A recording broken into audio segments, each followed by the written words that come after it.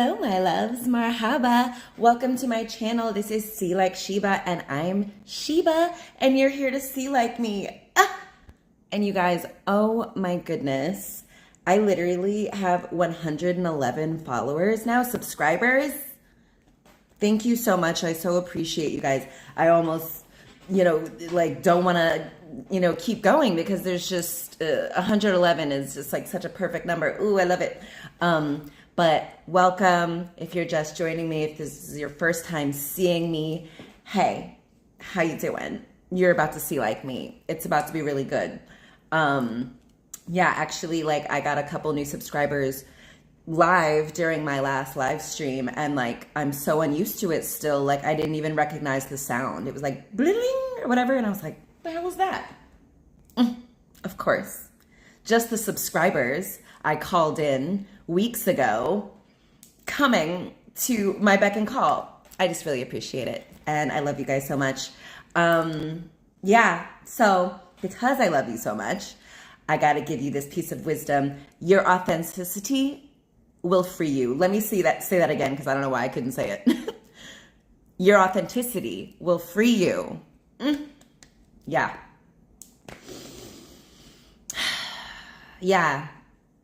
That is true for me in my own life. And I've been a lot of the different readers and people that I listen to on YouTube have been saying that, especially recently. So it must be some extra resonant that the collective needs to know.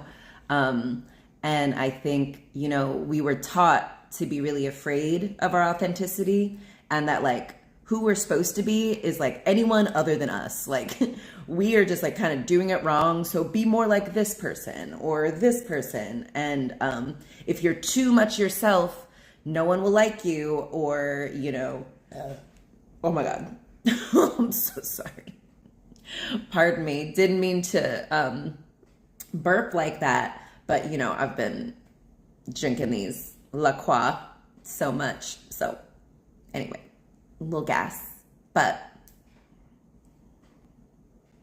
maybe that's what's keeping you from presenting more publicly or sharing your stuff or speaking publicly, is that you're afraid of coming off wrong in some way. Too much, not enough of this,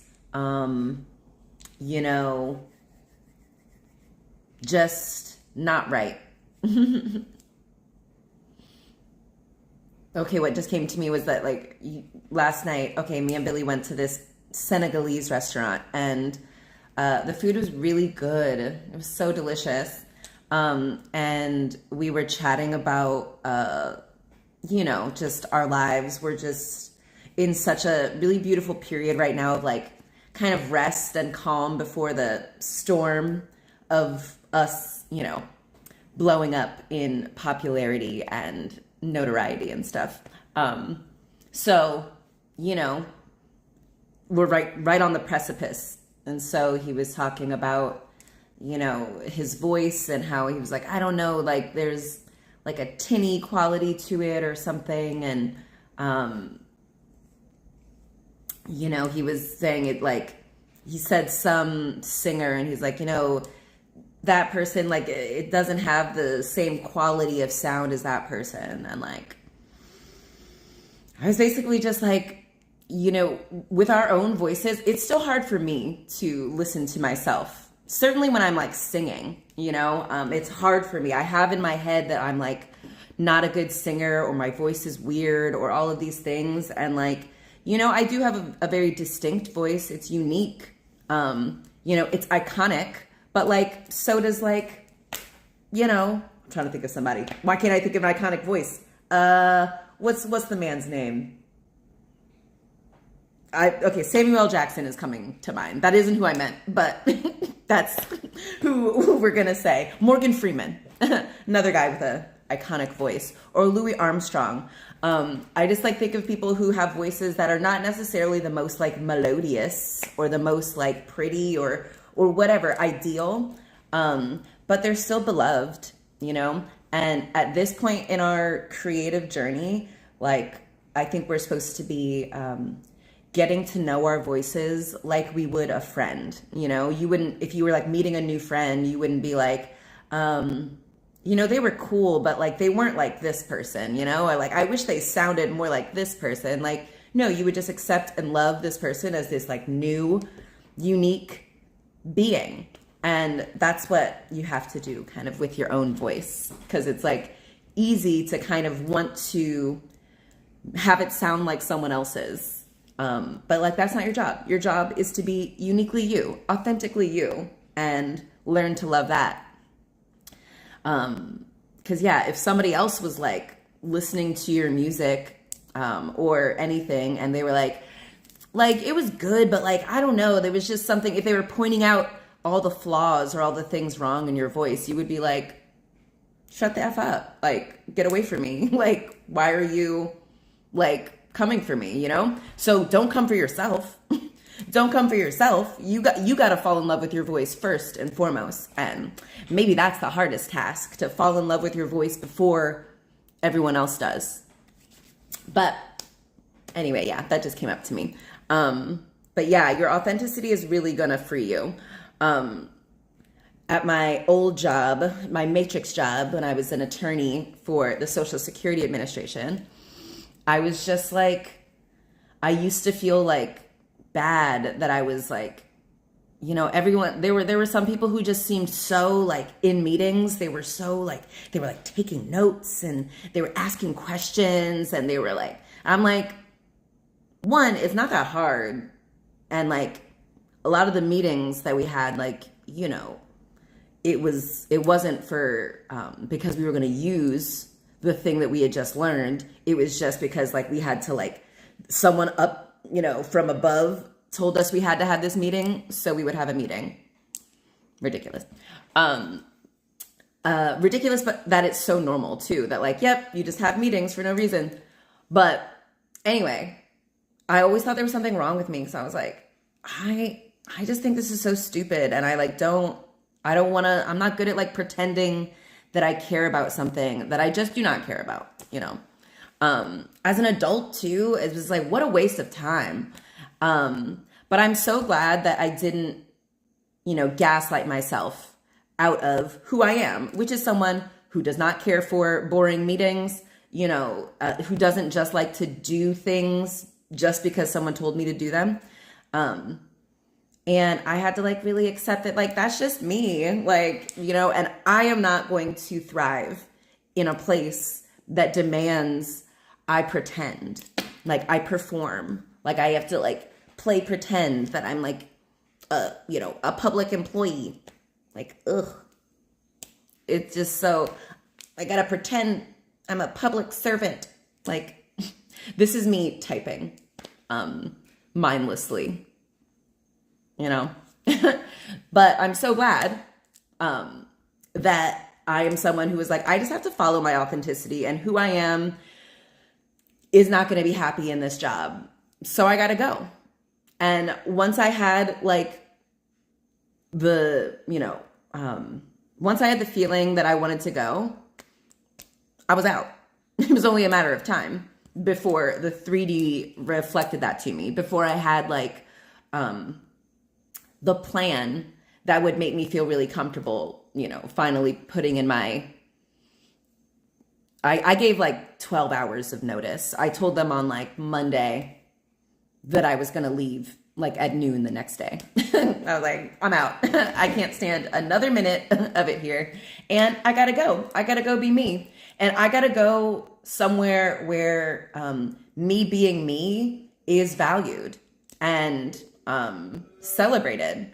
And it's sad that, you know, we're taught that our best bet, the way we're going to make a lot of money is by pretending to be someone who is not us, right? Pretending to be some other person who is the proper standard, who is like the actual valuable performance we should be doing. Like, no, thank you. I can't do it. I cannot, and I will not. Okay, so, you know, I always wanted to be a singer when I was a kid. Like, I would always go for Girl Scout camp. I would always go to the one that was for like performing arts and things. But I started to realize that like it wasn't a very realistic dream, and that like it seemed really hard. Like all of the movies and like behind the musics and behind the scenes looks at the lives of singers, it seemed really bad. It seemed like they struggled with relationships, with others and with themselves. And I just always hated how like their, you know, their lives rarely reflected like the music that they sang, like the lyrics that they were singing. So I kind of put it out of my head. But like, yeah, recently, certainly in the past years, I'm like, you know, we have to get back to just doing things just because you enjoy them. Like, you know, I doubt that birds are singing, you know, just because they're getting like paid, right? You know, or just because like the other birds are like, you're really good at singing. Like, presumably birds also just sing for the fun of it because they can, because whatever the reasons. And yeah, like we got to do that too. And I think we're taught, certainly as adults, you know, like if you're not making money off of it, you can't do it, or you should feel shamed for it. I know with like karaoke, a lot of people refuse to do karaoke, but also like if they do it, they'll only do it if they're drunk. And it's really a cop-out, babe. It's like we fear being ourselves unless we have like, you know, a safety blanket, like alcohol or, you know, some other like excuse that we can kind of disclaim in case we happen to be like not good at it. We always have the excuse, oh, I was drunk. Oh, it was that. And yeah, it really does take like so much to just be yourself in this society where we're taught to like be ashamed of it. And a lot of times when someone is being themselves and people have something to say about it, it's usually because like the people who have something to say about it are like jealous that the person who is being themselves is being themselves. We tell ourselves that like, oh, I would never want people looking at me like I was crazy or whatnot or messy or blah, blah, blah. But you can't, but like, that's like gonna just like limit you. That's gonna keep you trapped. It's gonna keep you not free. Okay, another thing that keeps coming to me is that there's many ways to say it, but I think Britney Spears says it perfectly. There's only two types of people in this world, the ones that entertain and the ones that observe. And I think, and so like, what's the other one? The other one is like, there are only, some people, you're either the spectator or the spectacle. And so like, as a spectacle, as the entertainer, you know, like, you got to let people have their roles. Like, as the entertainer, as the spectacle, like, it's my job to be authentic. It's my job to be myself. And it's the people in the peanut gallery's job to observe, to be entertained, to spectate. And yeah, so you're going to have to like get over your own internal spectator who's like, oh my God, that's so cringe. Like, oh my God, what will people think? Oh my God, probably everyone says you're so crazy. Like, you got to free yourself of that, my loves. Yeah. Okay. So, you know, I love me a Disney movie. I love Mulan. It's so good. And okay, a song that keeps coming to me, and that when I was deciding, or when I was like, I want to quit my job, the song that kept coming to me was Reflections from Mulan. Yeah, me going into this job, which was really easy, but like, I was just like, I have to be so fake, and I have to do this pretend work with these pretend fake people, where we don't say anything about like all the injustices that are going on right now. It's like, I just like, don't like this. It feels so crazy. And it felt extra crazy that everyone was just like, yep, that's just what you do. So reflections from Mulan. I'm going to start in the middle of it. Okay. Where did she go? There's a heart that must be free to fly, that burns with a need to know the reason why must we all conceal what we think, how we feel? Must there be a secret me I'm forced to hide? I won't pretend that I'm someone else for all time. When will my reflection show who I am inside? When will my reflection show who I am inside? Oh my God. Okay, so the song is Reflections from the movie Mulan, the cartoon from like 1998 or something. Mulan, a Chinese girl in the whatever dynasty, is just trying to like be accepted for who she is, who is a smart, interesting, curious girl. And really society just wants her to be like a perfect bride and like the perfect daughter, and just, which is just like obedient and do whatever people tells you. And she's just like, the only way I can be accepted, the only way I can live is if like I'm wearing this mask. Not me about to cry at the plight of like Mulan and so many of us. It's like, you know, we just are supposed to go through life concealing how we think, how we feel. We just have to be perfect. And like, that's the only version of me that will be accepted.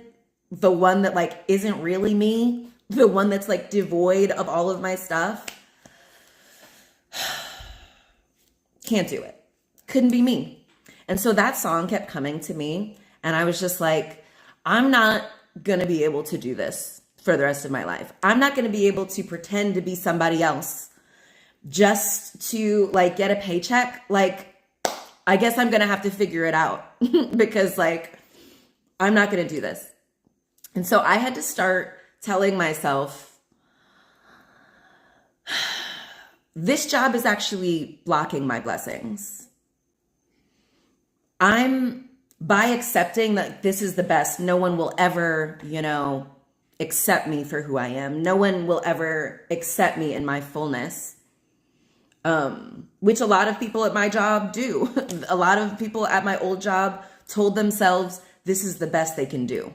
Where I was like, this is my first job. This is like a underpaid internship for me, honestly. Like, it sucks that like it's stopping me from doing what I want to do, which is sing Disney songs, you know, which is take a nap, talk to myself, explore, discover, play,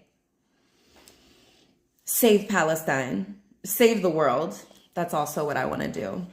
And I was just like, I can't do this. I'm not going to do it. I won't pretend that I'm someone else for all time. When will my reflection show who I am inside?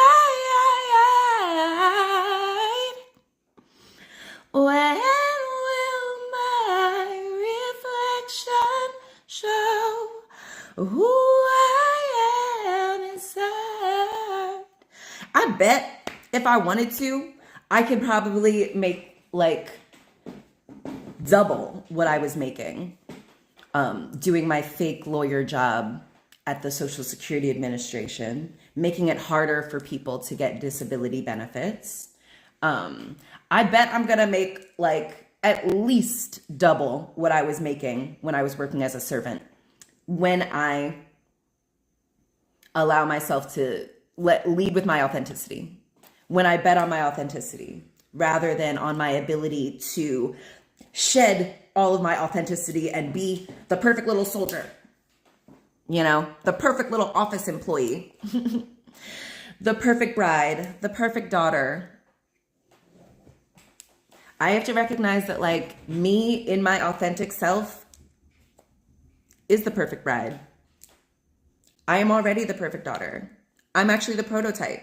So my job is to like keep being myself and recognize that my people will come. Also, thank you so much to the people in the live chat. I don't know how YouTube chooses who comes, up, but I'm sure there's like a lot more of you guys. There was like so many loving comments and I really appreciate that. And one hater, that's okay. I know they're just jealous. On the other side, like I think the root of jealousy is admiration. And so I know this person really admires that, like, one, that I'm so beautiful, that I'm so like interesting, and that I share it with you guys. Like I have the bravery to be myself publicly.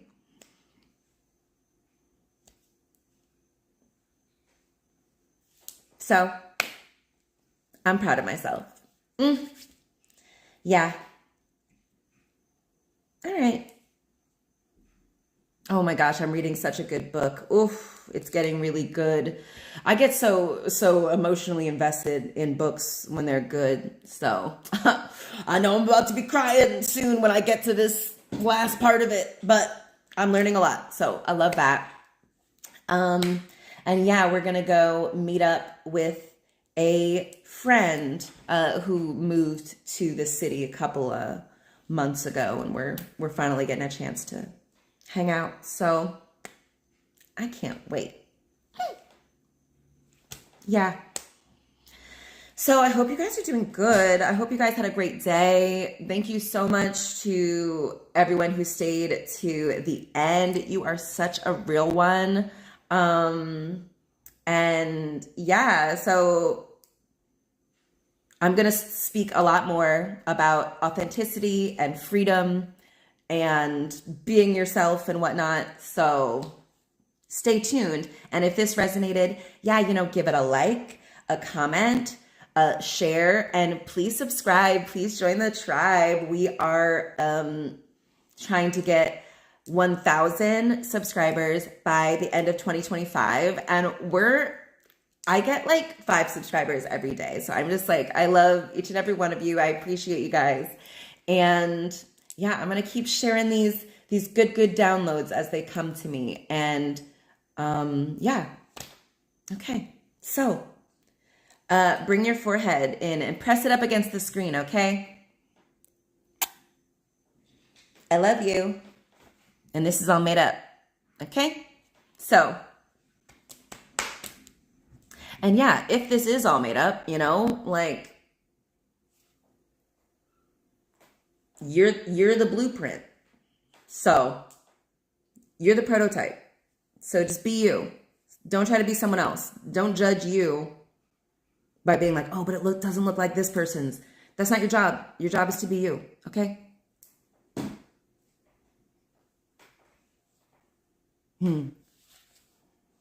Oh, to whom am I talking? Ooh. I'm talking to whoever receives this message, and you receive this at the perfect time. So, I hope you guys receive it soon because I'm excited to talk to you guys. Eee!